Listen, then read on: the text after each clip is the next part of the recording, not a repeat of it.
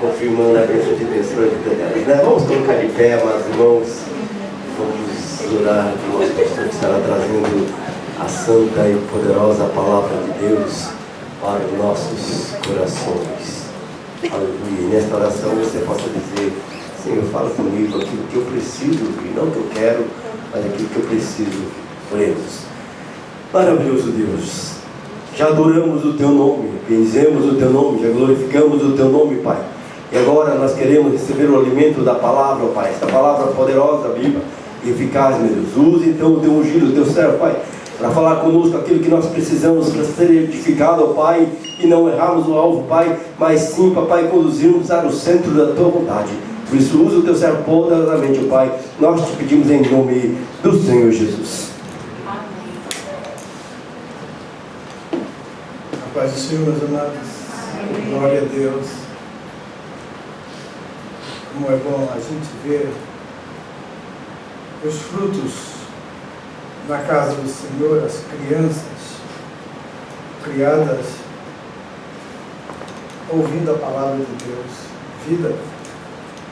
E isso traz a nós também o quanto é importante a responsabilidade dos pais de trazer as crianças à casa do Senhor, para que elas tenham esse convívio que lá fora elas não terão. Esse convívio espiritual, esse sentimento de unidade familiar em Deus, a presença do Espírito. E nós estamos vendo isso acontecer quando se vê que a criança que ouve a palavra de Deus todo dia, dos pais, a convivência, eles acabam replicando. E no dia que eles começarem a entender isso, eles vão ver que vale a pena crer em Jesus. Então, por isso nós vamos hoje falando um pouco sobre uma necessidade muito grande. Por que a igreja, amados, ela não tem sido eficaz na evangelização do mundo? Não é o culto missionário, mas a igreja é missionária. Então todo culto é missões. E eu estava lendo o livro de Oswald Smith, O Clamor do Mundo. E para quem não leu ainda, eu recomendo você ver a necessidade que há e as estratégias que a Bíblia tem para a evangelização e alcançar as vidas. E por isso, quando Jesus falou sobre a evangelização, ele falou sobre algo que era para todos. Ide por todo mundo, pregue esse evangelho a toda criatura. Pode sentar, amados.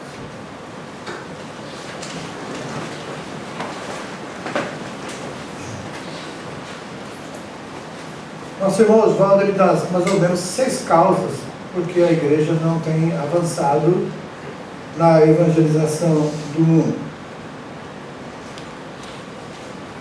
A Bíblia, ela nos dá as estratégias. O apóstolo Paulo foi um missionário evangelista que alcançou com a sua viagens missionárias a Ásia e todo o império na época. Em 2 anos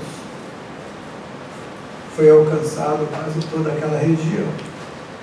Um avanço extraordinário que começou com a perseguição à igreja em Jerusalém.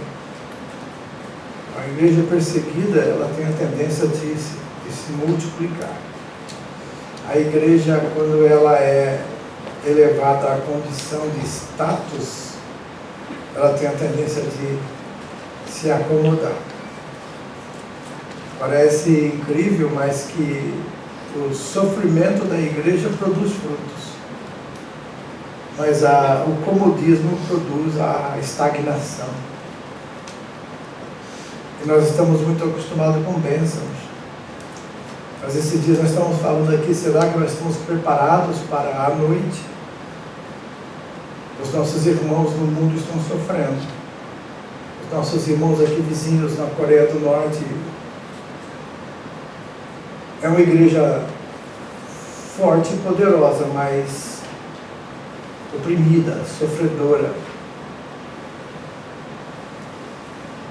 E, segundo consta em Mateus 28,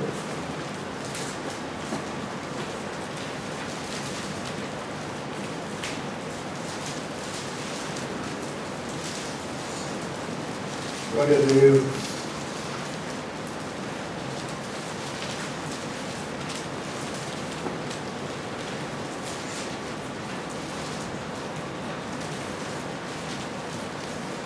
Jesus falou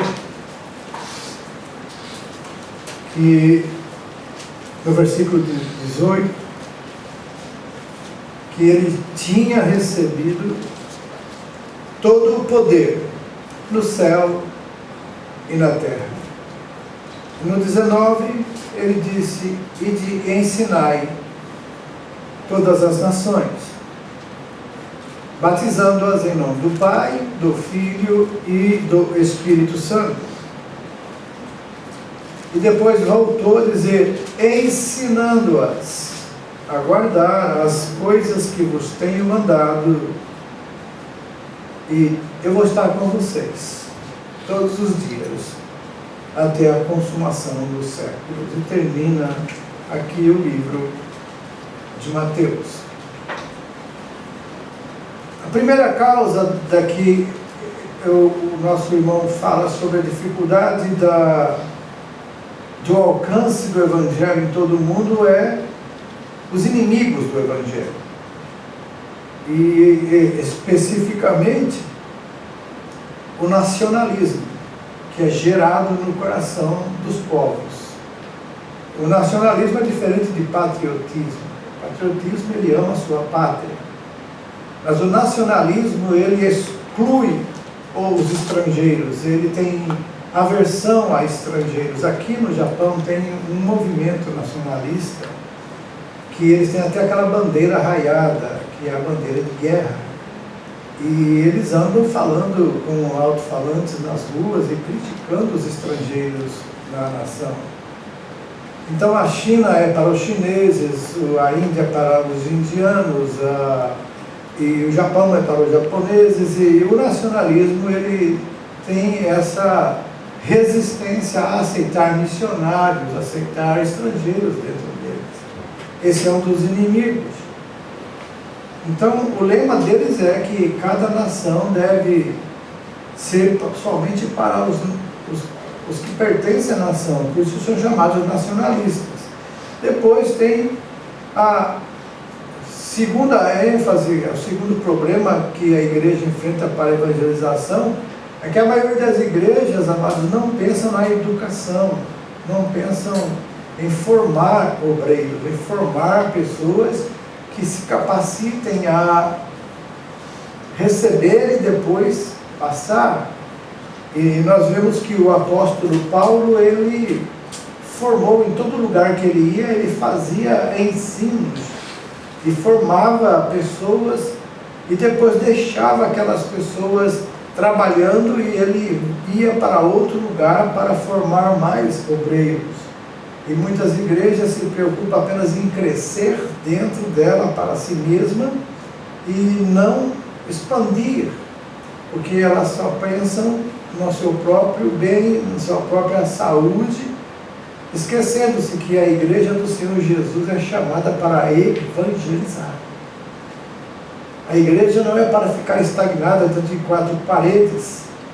Aqui a gente se reúne para adorar a Deus, prestar culto, louvor e adoração e sermos estimulados a divulgar, a nós compartilharmos desse grande amor de Deus, da salvação. A terceira é porque tem muitos lugares que têm portas fechadas. Países como Coreia do Norte e outros países que nem mesmo admitem cristãos lá dentro.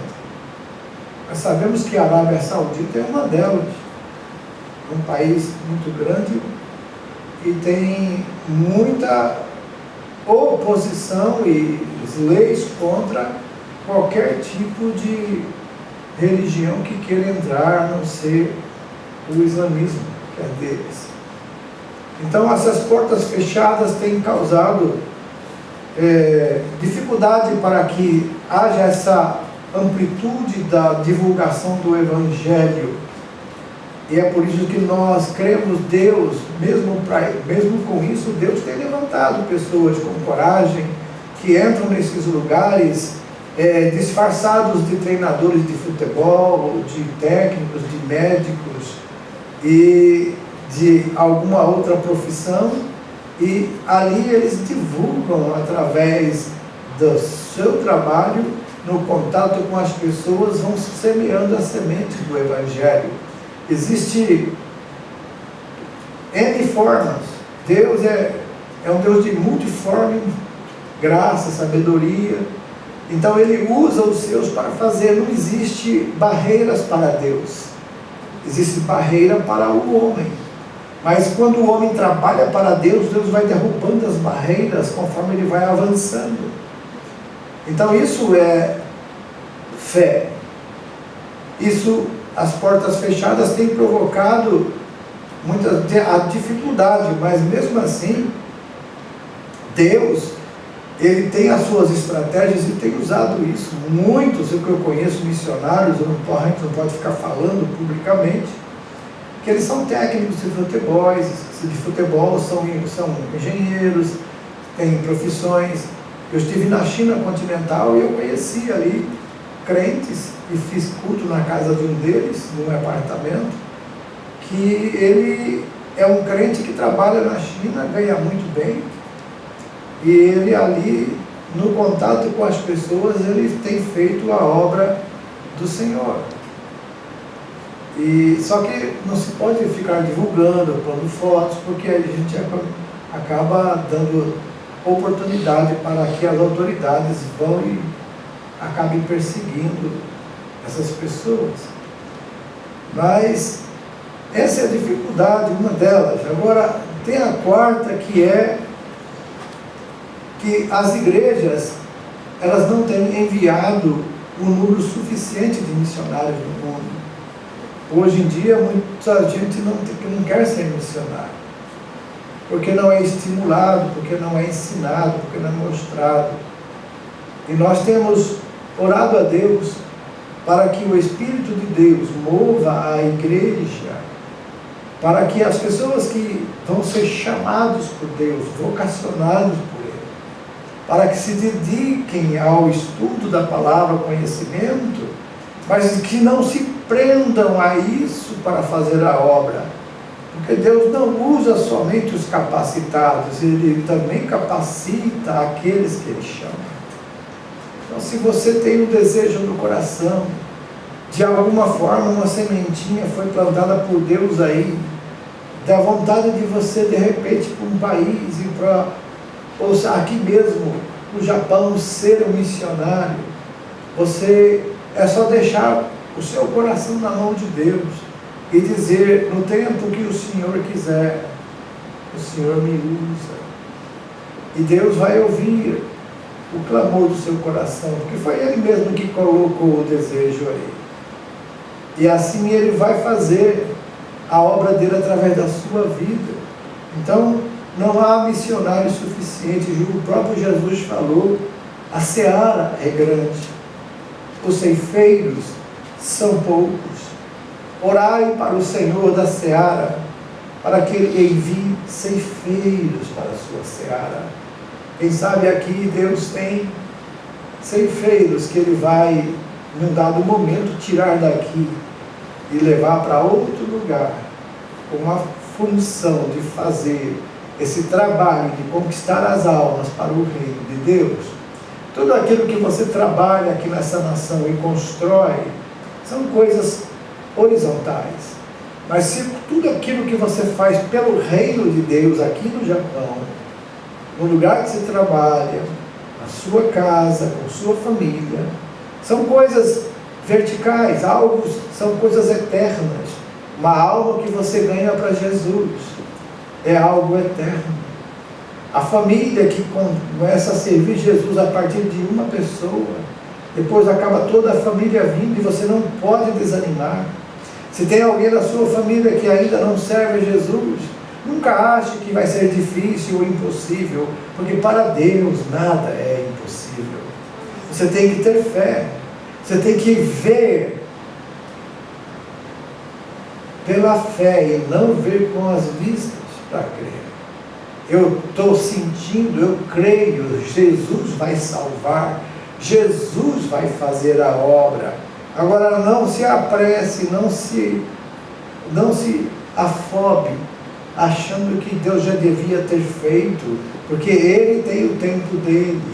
E se você descansasse no Senhor, sofreria menos. Porque a nossa função é orar e falar. A função de Deus e do Espírito Santo é convencer e fazer a pessoa crer. E às vezes a gente desestimula-se, desanima, frustra-se pelo fato de não ver resultado em tanto tempo de oração, em tanto tempo de fala. Muitas vezes nós mesmos com a fala atrapalhamos o plano de Deus. Queremos forçar a pessoa a tomar uma decisão que somente o Espírito Santo pode convencê-la. Então a gente critica a pessoa, a gente já condena ela ao inferno, já fala para ela que ela vai para o inferno, já fala para ela que ela vai se perder, já fala para ela que ela tem que se converter, e ela fala, eu não tenho que me converter. Realmente ela não tem. Quem converte é o Senhor. Ela tem que acreditar que Jesus é a única forma dela se salvar. E quando ela crer nisso, ela vai procurar Jesus, ela vai procurar a salvação. E tem muitas vezes que nós perdemos a oportunidade de ficar calados. A Bíblia diz que muitas vezes o cônjuge ganha o outro no silêncio, mas fala demais às vezes e acaba atrapalhando até o jeito de Deus trabalhar. Então a gente pensa que está ajudando, está atrapalhando. Então vamos calar. Fala, Deus, a minha parte eu já fiz. Agora eu vou só orar e colocar na tua presença e esperar o seu tempo. E você vai ver que Deus agora vai agir. Porque Deus age. Quando Deus age, não tem como resistir. O Espírito Santo, ele é irresistível quando ele quer convencer. É ele quem convence o homem do pecado, da justiça e do juízo. Amém? E ele falou sobre isso, mas porque nós temos dificuldade de enviar missionários pelo fato também de que não temos suficientemente visto igrejas que têm grande potencial treinar missionários, preparar missionários. As agências missionárias também têm tido dificuldade, pois elas estão também vivendo crises de falta de pessoas que estejam dispostas ou tenham uma chamada missionária e queiram obedecer a Deus. A quinta que ele fala, e eu vou parar aqui na quinta porque a sexta eu vou comentar mais, é pelo fato de não termos olhado para a Bíblia, como diz lá em 2 Timóteo, no capítulo 2, versículo 2, o apóstolo Paulo, ele dá uma forma, uma estratégia de trabalho que nós devemos procurar seguir.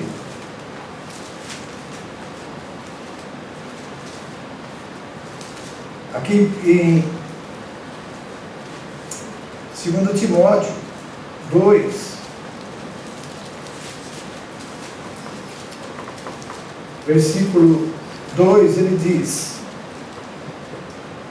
e o que de mim, entre muitas testemunhas, ouviste, confia-o a homens fiéis, que sejam idôneos, para também ensinarem a outros. Então, amados, o método que a igreja tem que viver e seguir, e você tem que saber disso, por que nós aqui na igreja temos tantos estudos, tantas lições, tantos ensinos, exatamente para que você esteja preparado, para que você tenha idoneidade suficiente para saber que aquilo que você recebeu não pode ficar represado em você, que tem que ser compartilhado com alguém. Desde quando você foi discipulado, as lições que você aprendeu no discipulado, você já está apto para discipular alguém, e não somente para dizer eu fiz, mas e você fez com alguém? Então isso deve ser algo que esteja no seu coração. Você será um missionário, porque você estará sendo levado a compartilhar aquilo que você tem recebido. Porque se você recebeu e viu que é bom, por que não compartilhar com alguém? Então, o apóstolo Paulo diz aqui que o que de mim, entre muitas testemunhas ouviste, confia-o a homens fiéis, para que sejam idôneos para ensinar aos outros. Mas você tem que estar preparado para o versículo 3. Sofre, pois comigo as aflições, como um bom soldado de Jesus Cristo. Como foi falado aqui, o Evangelho não é só mar de rosas. Existem as aflições. Mas as aflições, nós sabemos como tratar com elas, a Bíblia nos ensina. As aflições, nós temos que passar por elas, pois elas nos faz ficar mais fortes, porque sempre o Senhor estará conosco nelas. Ele nos fortalecerá. Somos testados. Aflições são necessárias, assim como o vento é necessário para as árvores, para as plantas. Os irmãos sabem por que o vento é necessário para as plantas, para as árvores? Quando as árvores, elas são plantadas em lugares que não tem vento, elas são frágeis, as raízes não são profundas, porque não há necessidade de esforço delas para se sobreviver. Mas quando, como essa cidade de Hamamatsu, que é uma das cidades que mais venta, né, segundo os estudos, e esses ventos, eles jogam a árvore para lá, para cá, para frente, para trás, algumas até são arrancadas, mas as que permanecem, as raízes, agora vão se aprofundar mais, e elas serão mais fortalecidas para resistir às próximas que virão, às próximas tempestades, às próximas ventanias, os furacões. Aqui na frente da igreja havia uma floresta aqui que foi arrancada para plantar-se aí uma, né? Mas eu via, quando vinha os furacões, eu ficava olhando para as árvores, a forma como elas deitavam, e o vento dava aquelas rajadas de vento, mas assim que a rajada parava, ela voltava para o lugar.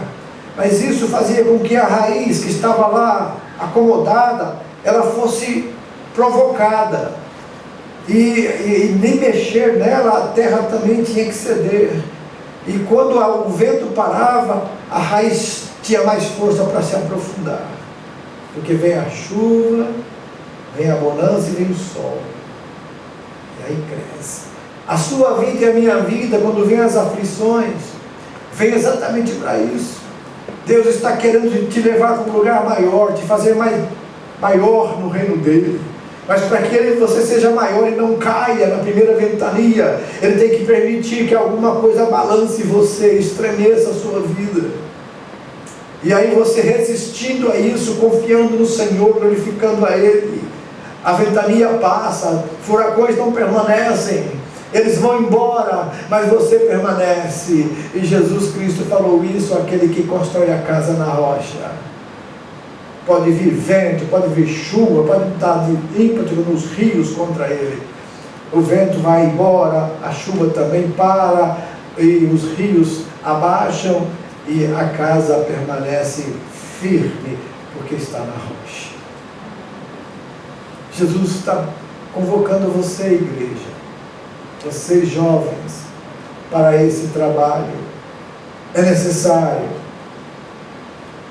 Enquanto nós vemos que nós, obreiros, que já estamos aqui e percebemos que o corpo já não responde mais como antes por causa do tempo e idade, mas nós temos a experiência para mostrar a vocês um caminho a ser traçado que vale a pena, pois Deus é fiel em tudo que Ele fala na sua palavra, que você pode confiar nele, que se você, como um jovem, um adulto, uma pessoa que ainda está na flor da idade, na plena resistência, se colocar diante de Deus e dizer: usa-me, Senhor, Deus vai te usar com autoridade, com poder, com unção, vai revolucionar aonde você estiver. Ele pode te usar como fez os grandes homens do passado, revolucionou cidades inteiras e países,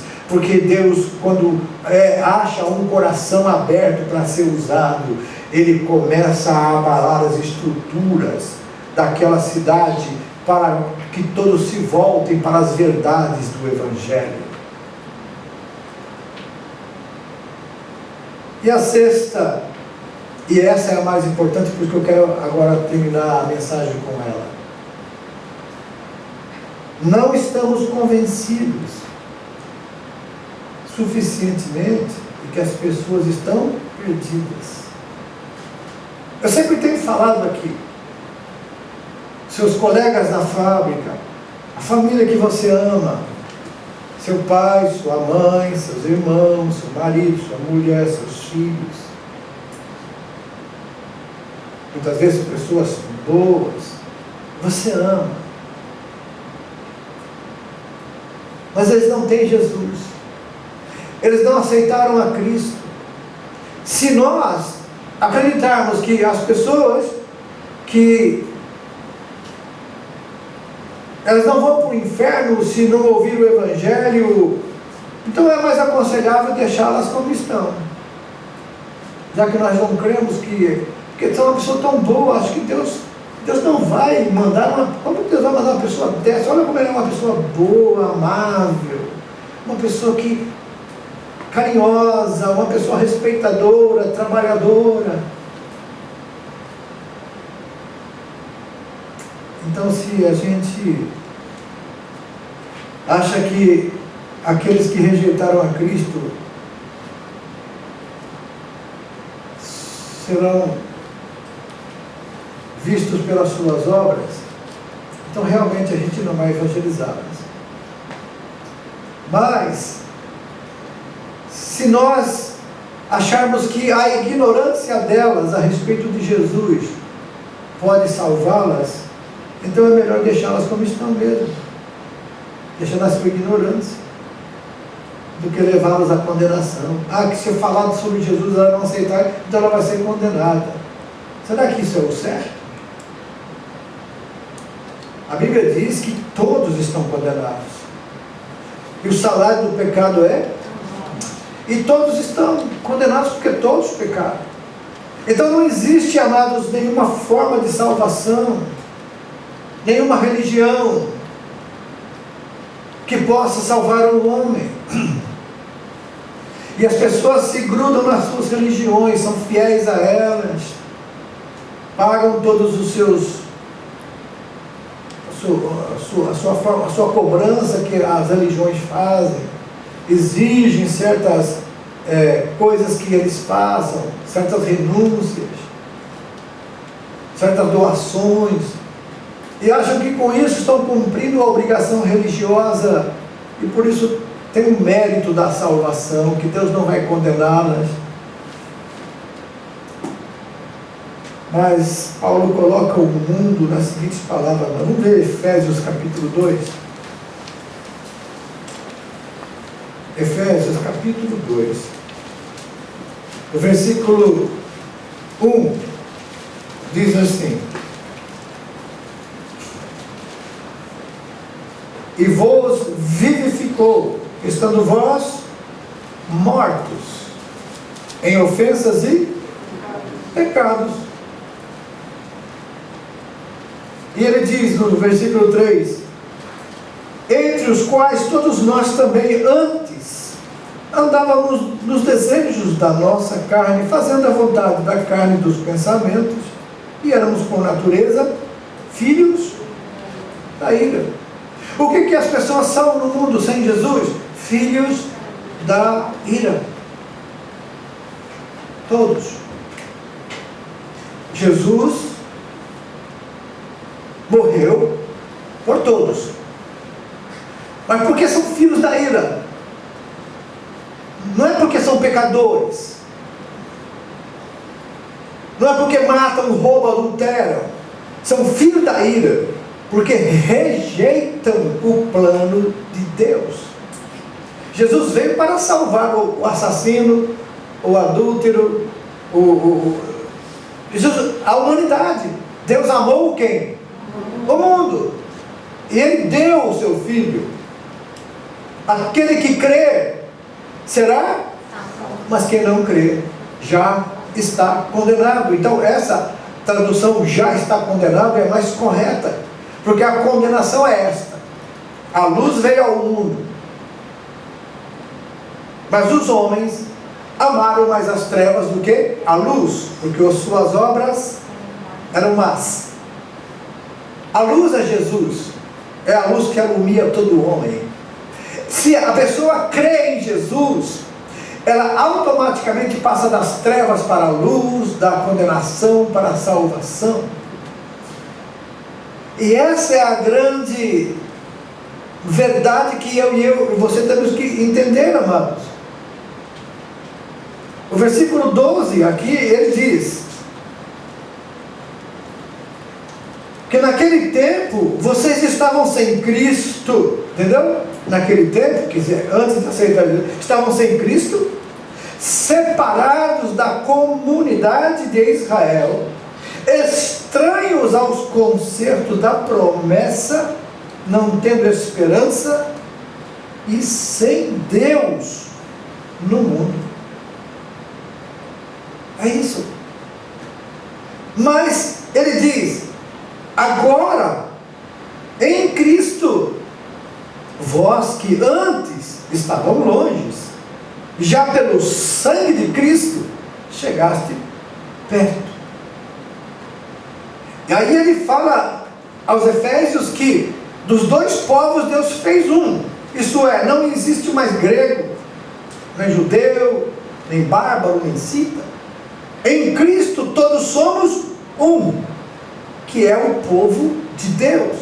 Mas para isso, amados, nós temos que entender que as pessoas que nós amamos, mas que rejeitam Jesus, adotam uma religião como um escape, esperando serem salvos pela religião, pela sua religiosidade, por cumprir os ritos da religião.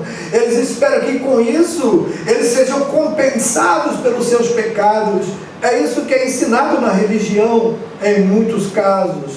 Mas nós vemos que não existe outro nome. Lá em Atos capítulo 4, o que está escrito, amados? Atos capítulo 2, né, versículo 4. Não, desculpa, é 4 mesmo. Não há outro nome dado entre os homens pelo qual devamos ser salvos. É 4:12. Em nenhum outro há salvação. Pronto, acabou.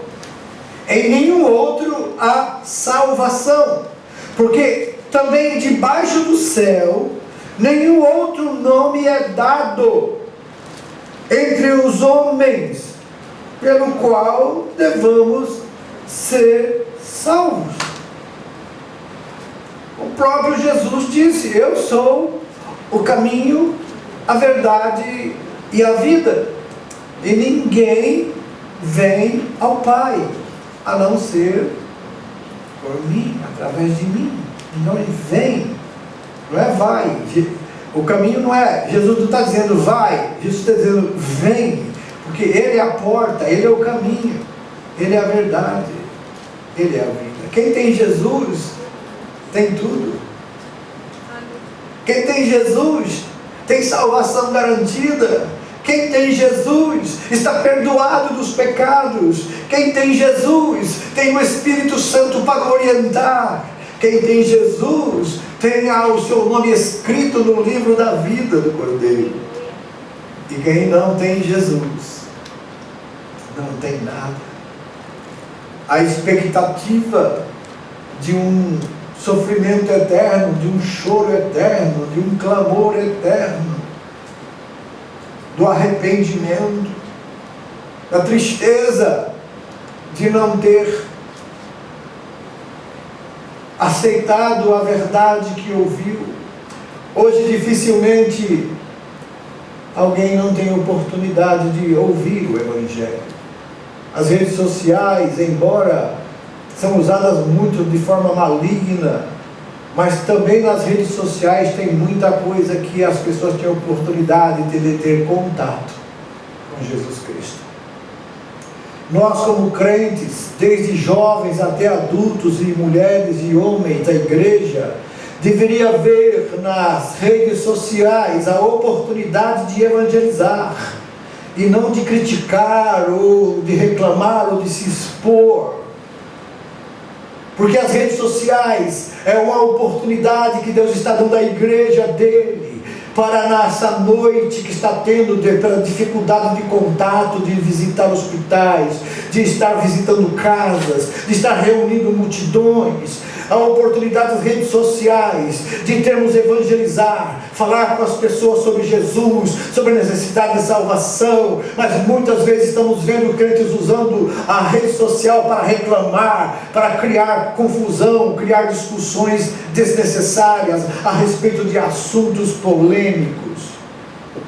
Isso não é atitude cristã, isso é atitude de mundano. E nós somos cristãos, somos o povo de Deus.